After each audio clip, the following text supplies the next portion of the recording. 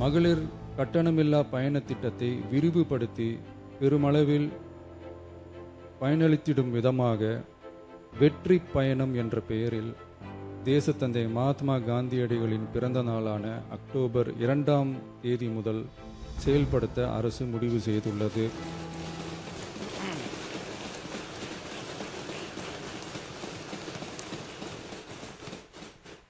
துறை சார்ந்த வல்லுநர்கள் மற்றும் கல்வியாளர்கள் ஆகியோர்களிடம் கலந்தாலோசித்து விவசாய நிலங்கள் மற்றும் குடியிருப்புகளுக்கு பெரிய அளவில் பாதிப்பு ஏற்படாதவாறு புதிய விமான நிலையம் அமைப்பதற்கான பொருத்தமான சில மாற்று இடங்கள் தேர்வு செய்யப்பட்டுள்ளன.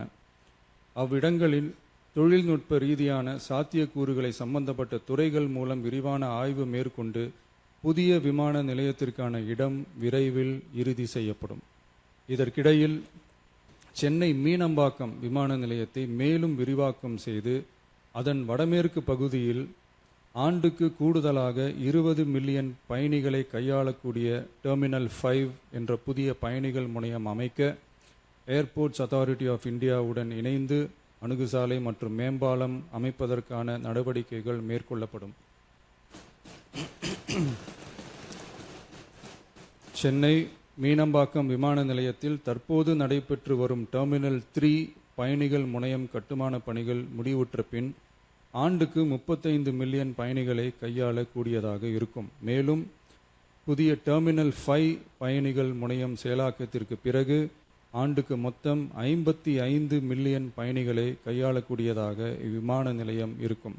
இதன் மூலம் சென்னை விமான நிலையத்தின் சேவைகள் மேம்படுத்தப்படுவதோடு பயணிகளின் போக்குவரத்து தேவை புதிய விமான நிலையம் அமைக்கப்படும் வரை பூர்த்தி செய்யப்படும்.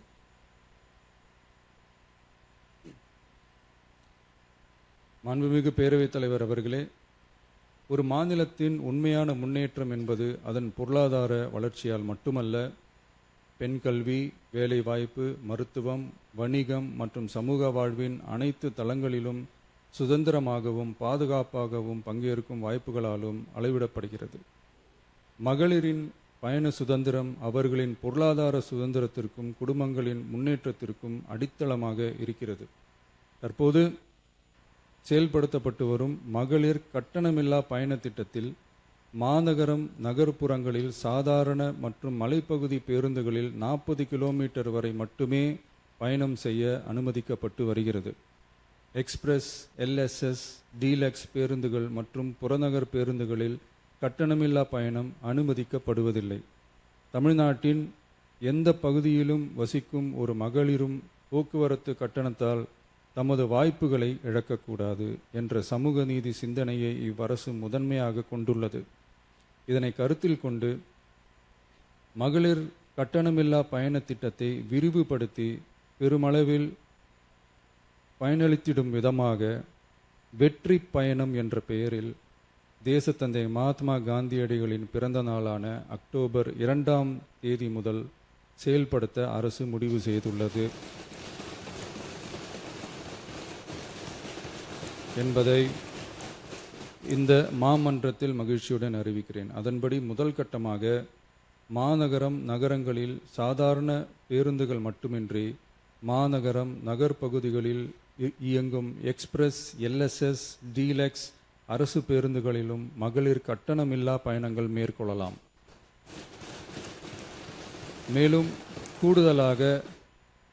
மேலும் கூடுதலாக மாவட்டங்களுக்கிடையே பயணம் மேற்கொள்ள ஏதுவாக புறநகர் மற்றும் மலைப்பகுதிகளில் சாதாரண கட்டண பேருந்துகளிலும் மகளிர் கட்டணமில்லா பயணங்கள் மேற்கொள்ளலாம். இத்திட்டத்தில் பயன்பெற வருமான உச்சவரம்போ மற்றும் மேற்கொள்ள விரும்பும் பயண எண்ணிக்கையிலேயோ கட்டுப்பாடுகள் இல்லை. வெற்றி பயண திட்டம் இதர சேவைகளிலும் படிப்படியாக விரிவுபடுத்தப்படும். இதன் மூலம் மாநிலம் முழுவதும் மகளிருக்கான எளிதில் அணுகக்கூடிய பொது போக்குவரத்து வசதி பெருமளவில் கிடைக்கும். இதன் மூலம் மாணவிகள் தொலைதூரத்தில் உள்ள கல்லூரிகளுக்கு செல்லவும், பணியிடங்களுக்கு செல்லவும், மருத்துவம் மற்றும் அத்தியாவசிய சேவைகளுக்கும் கட்டணமின்றி பேருந்துகளில் பயணிக்க இயலும். மாண்புமிகு பேரவைத் தலைவர் அவர்களே, வெற்றி பயணம் என்பது கட்டணமில்லா ஒரு பேருந்து பயணம் மட்டுமல்ல, ஒரு மாணவியின் கல்வி, ஒரு தொழிலாளியின் வேலைவாய்ப்பு, ஒரு தாயின் குடும்ப பொறுப்பு, ஒரு தொழில் முனைவோரின் முன்னேற்றம் போன்றவற்றை உறுதி செய்யும் சமூக முதலீடாகும். தமிழ்நாட்டின் எந்த பகுதியில் வாழ்ந்தாலும் மகளிரின் இயக்க சுதந்திரத்திற்கும் பொருளாதார முன்னேற்றத்திற்கும் அரசு உறுதுணையாக இருக்கும். இத்திட்டத்தின் கீழ் திருநரும் டிரான்ஸ்ஜெண்டர் கட்டணமில்லா பயணங்கள் மேற்கொள்ளலாம். வெற்றி பயணம்